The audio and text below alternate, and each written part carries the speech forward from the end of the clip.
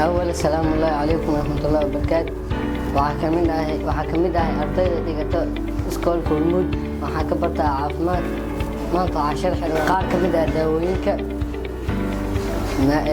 Daawada magaceeda waxaa la yaqaanaa Diclofenac waa boomaato. Waxaana loo isticmaalaa dadka lugta ku markacata mise gacanta jug xoog la soo gaartay. Daawadan kalena magaceeda waa Degso.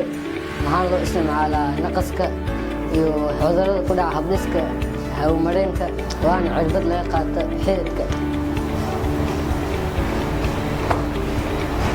tan waxaa waaye kiniini magaciisa waa tirtirshadeen waxaana loo isticmaalaa calool xanuunka.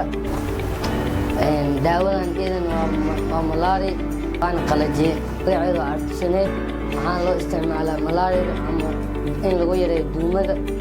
waxaa laga qaataa xididka waa 60 milligaraam.